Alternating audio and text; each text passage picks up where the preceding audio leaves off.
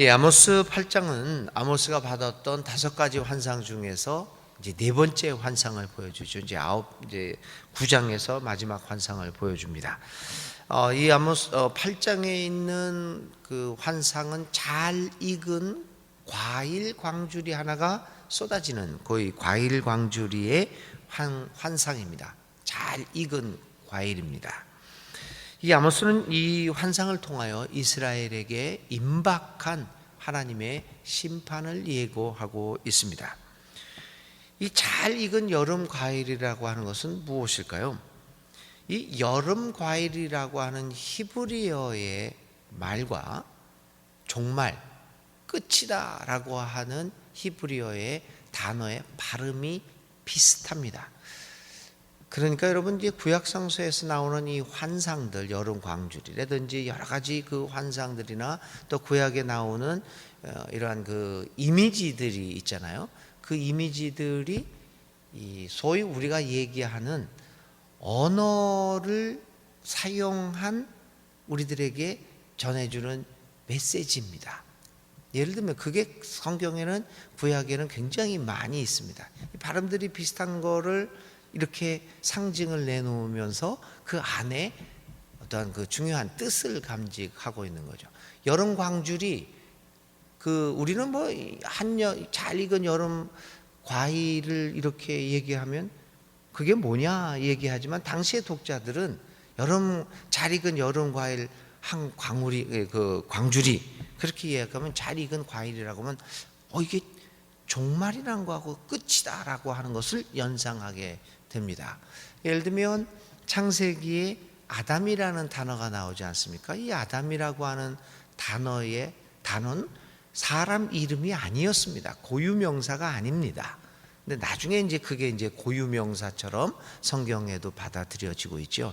이게 일반 명사, 보통 명사입니다. 그러니까 뜻이 뭐냐면 사람이라는 뜻입니다. 아담은 사람. 근데 그 당시에 사람들이 아담이라는 말을 들었을 때 우리는 그냥 사람이 이름이구나 이렇게 알아들었지만, 그 당시에 사람들은 어떻게 얘기를 했냐면은, 사람은 흙으로 만든 것이구나. 이 아담이라는 단어하고 흙이라고 하는 아담아라고 하는 단어가 있어요. 그 비슷하죠. 흙에서 취했으니 사람이라 부를 것이다. 사람이다. 그러니까 아담에서 나왔으니 아담이다. 이런 식으로 성경은 이렇게 연상되는 단어들을 많이 씁니다. 이제 오늘 아모스가 본 환상도 그런 거죠. 과일 광주리, 이 여름 과일이라고 하는 히브리어 단어와 종말, 끝이다라는 단어가 비슷하기 때문에 여름 과일 그러면은 이 끝났구나라고 하는 것을 연상하게 됩니다. 그런데 이 여름 과일이 잘 익었습니다. 그 말은 무슨 뜻이겠습니까? 바로 종말이 무르익었다. 이제 곧바로 종말이 이제 종말이 시작되는 것이 아니라, 이제 완전히 종말이 이루어지는구나 이렇게 얘기를 합니다. 또 다른 뜻으로서는 이 끝이 무르익었다라고 하는 것은 이스라엘의 죄악이 무르익어서 이제는 더 이상 어찌할 수 없을 정도로 이스라엘 죄악이 하늘을 찌르고 있다라고 하는 것들이 다 연상이 됩니다. 우리는 우리하고는 전혀 상관이 없는 것 같이 우리는 연상이 안 되죠. 그러나 당시의 독자들이나 혹은 듣고 있는 사람들은 그런 것들을 다 연상하고 들었습니다. 아모스는 3번째 다림줄 환상을 통하여 이스라엘의 죄악을 참고 기다리시는 하나님의 인내와 관용이 끝났음을 얘기했습니다. 메뚜기 환상과 그 다음에 이 불의 환상을 통해서 하나님이 그래도 참고 기다리셨죠. 그러나 다른 다림줄을 내리고 이 다림줄 기준에 맞지 않으니까 이제는 내가 더 이상 참을 수 없다라고 하는 것을 3번째 환상에서 보여주었습니다. 그런데 이제 잘 익은 과일 광주리 환상을 통하여서 이제 하나님의 관용이 완전히 끝났음을 보여주고 있습니다. 하나님의 관용이 끝난 다음 하나님의 인내가 끝난 후에 닥쳐오는 심판은 너무나도 참혹할 것이고, 그것은 이스라엘의 역사에서 다시는 찾아볼 수 없는 처참한 것이 될 것이다. 이 과일 광줄이 환상을 통해서 이 아모스는 이스라엘 백성들에게 외치고 있는 겁니다. 하나님의 참으심, 그 참으심이 끝난다고 하는 것은 우리 모두에게 돌이킬 수 없는 참담한 결과를 가져오게 될 것이다. 그게 아모스 8장의 중요한 메시지입니다. 그런데 우리는 하나님의 참으심, 그것을 우리는 얼마나 우습게 여기고 있습니까? 왜냐하면 우리는 악한 일을 계속하고 있는데도 아무런 일이 발생하지 않습니다. 악한 사람은 계속해서 번성을 하고, 뭐 그렇게 음모를 꾸미고 뒤에서 수작을 부리면서 뭐 다 자기의 이익을 위해서 일을 하는데도 그 사람에게 아무런 일이 발생하지 않습니다. 그런데 그것은 심판이 없기 때문이 아닙니다. 내가 아직도 이러한 짓을 하고 있는데도 나에게 아무런 일이 발생하지 않는 것은 하나님의 공의가 사라졌고 하나님의 심판이 없기 때문이 아닙니다. 그것은 오직 하나님의 우리를 향한 사랑으로 인한 참으심이 있기 때문이라는 겁니다.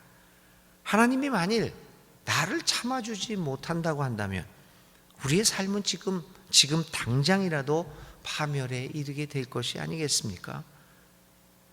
아무 일도 발생하지 않는다고 하나님의 참으심과 이 관용, 그분의 인내를 가볍게 여기지 말아야 할 것입니다.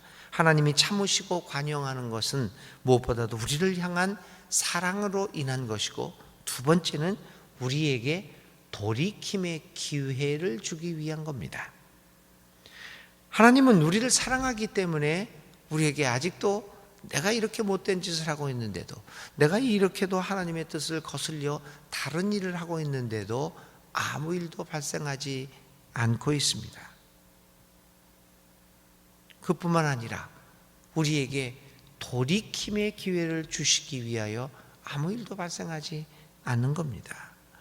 우리의 죄야 그러므로 하나님의 참으심과 그 인내와 관용을 기억하면서 우리의 죄악을 회개하고 하나님께로 돌아가는 것, 그것만이 우리의 살 길이 아니겠습니까? 그런데도 이스라엘은 이 같은 하나님의 인내와 관용을 가볍게 여기고 죄악으로부터 돌이키지 않았습니다. 그것이 이제 4절 이하부터 계속해서 나오는 아모스의 또 다른 지적이죠. 너희들은 전혀 이라는 하나님의 관용을 중요시 여기지 않고 계속해서 죄악을 저질렀다. 하여튼 이스라엘은 이렇게 하나님의 관용을, 인내를 가볍게 여기고 계속해서 그런 짓들을 해왔습니다. 그러므로 이제 이들을 기다리고 있는 것은 잘 익은 여름 과일처럼 잘 무르익은 그들의 최후 심판이라고 하는 겁니다.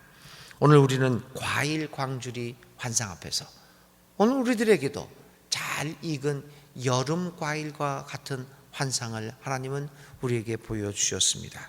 이 환상 앞에서 우리는 어떤 선택을 할 것인가? 그것은 오롯이 우리들에게 달려 있습니다. 4절부터 그렇게 해서 이렇게 그 하나님의 관용을 무시하고 회개하지 않는 이스라엘을 향해서 아모스는 또다시 너희들이 무슨 잘못을 하고 있는가라고 하는 것에 대하여 이야기하고 있습니다. 특별히 이스라엘 상류층들의 죄악을 고발합니다.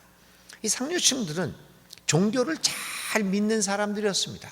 월삭, 이게 월삭이라는 것이 초하루 축제 아닙니까? 매달 첫날에 모여서 축제를 벌이면서 제사를 드렸습니다. 하나님 앞에요. 뭐 요즘도 뭐 월삭 기도회다 뭐 그래서 매월 1일 날 또 집회를 하는 교회들도 많죠. 월삭이라는 것이 있었고 또 안식일 제도가 여러분들 잘 알고 있었죠. 근데 이 상류층들이 이 월삭 제사라든지 이 안식일 지키는 것을 철저히 지켰던 사람입니다. 오늘 우리처럼 뭐 가볍게 여기지는 사람이 아니었습니다.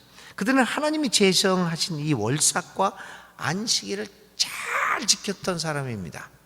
겉으로 봐서는 그렇습니다. 그런데 아모스가 뭐라고 얘기하냐면 너희들은 월삭과 안식일을 잘 지키는 것 같은데 사실은 너희들은 귀찮아했다. 그렇게 얘기합니다. 초하루 축제가, 월삭이 초하루 축제가 언제 지나서 우리가 곡식을 팔 수 있을까? 안식일이 언제 지나서 우리가 밀을 낼 수 있을까? 월삭과 안식일에는 그런 장사를 할 수가 없었기 때문입니다. 그래서 열심히 지키면서도 그 속에는 이런 거 왜 해? 이거 빨리빨리 지나고 내가 어떻게 그냥 빨리 해서 이익을 남겨야지.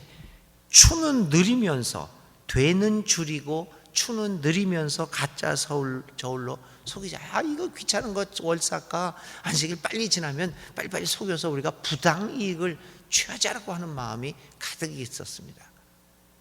교회는 열심히 나옵니다. 정말 철저히 종교 생활을 합니다.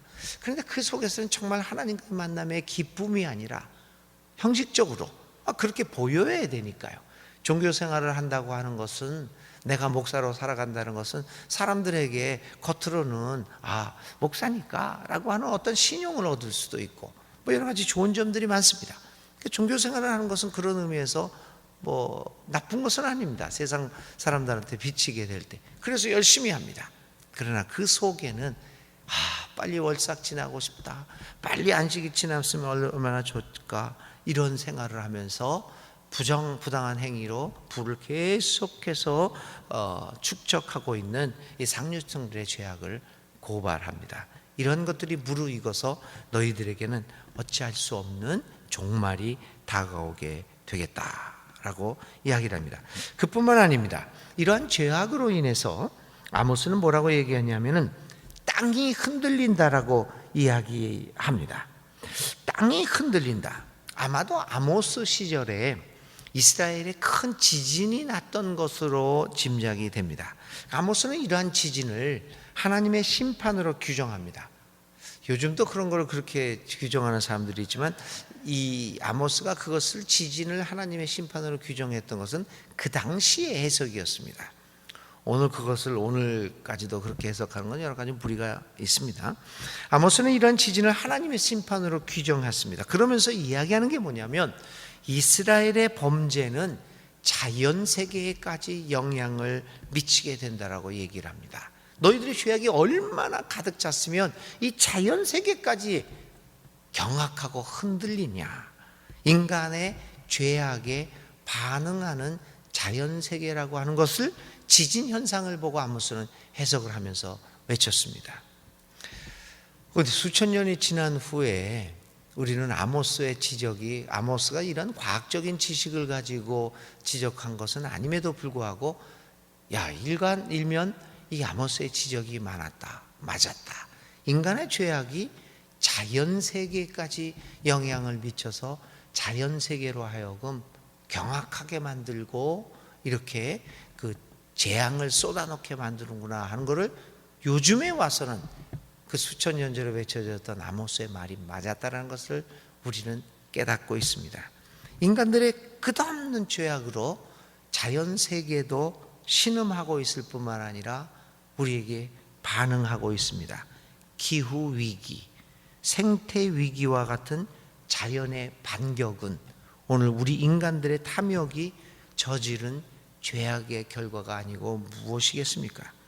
사실 오늘 인류는, 우리는 잘 깨닫지를 못합니다. 이게 지금 잘 살아가고 있으니까요.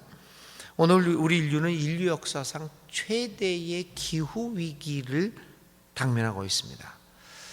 80년 후인 2100년에 가면, 이 과학연구소의 발표죠, 북극과 남극의 빙하가 녹아서 이 해면이 7m 이상 높아집니다.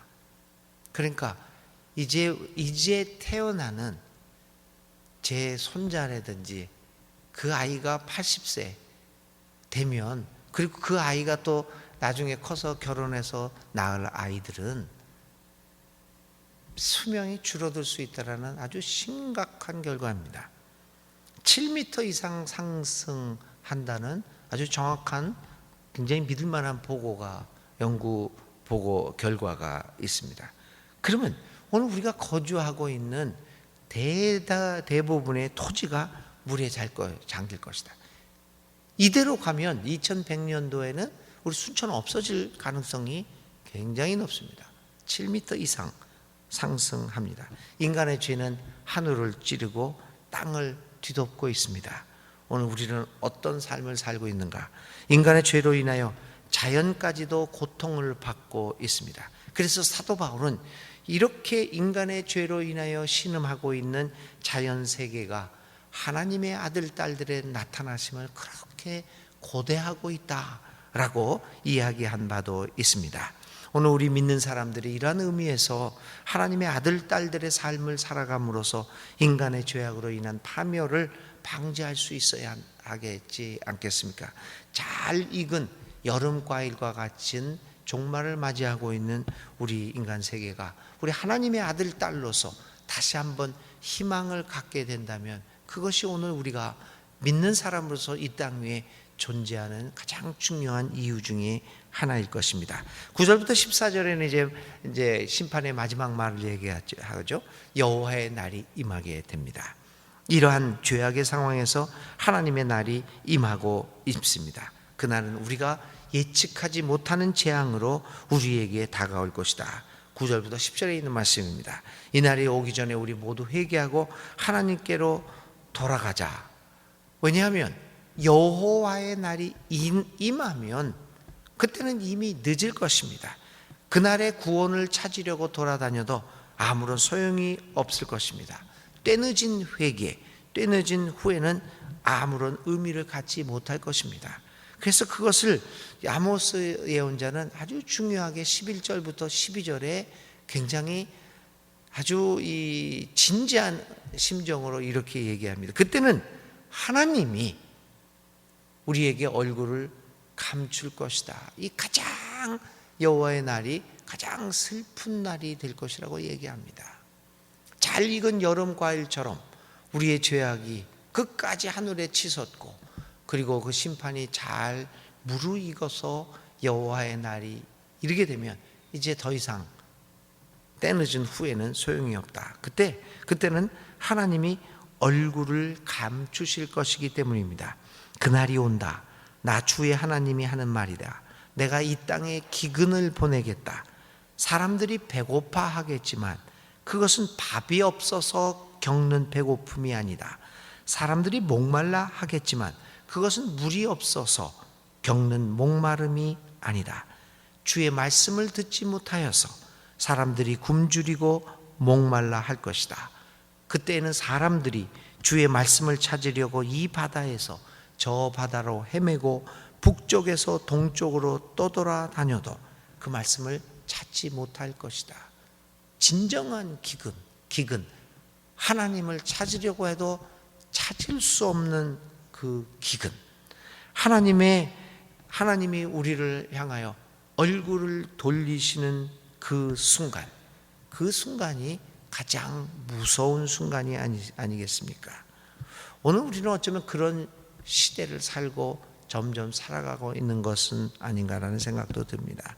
여러분, 하나님의 얼굴을 감추시기 전에 아무리 이 바다에서 저 바다로 북쪽에서 동쪽으로 동쪽에서 북쪽으로 하나님을 찾으러 다니려고 해도 하나님이 우리에게서 자신의 모습을 숨기는 그 순간이 올지도 모릅니다.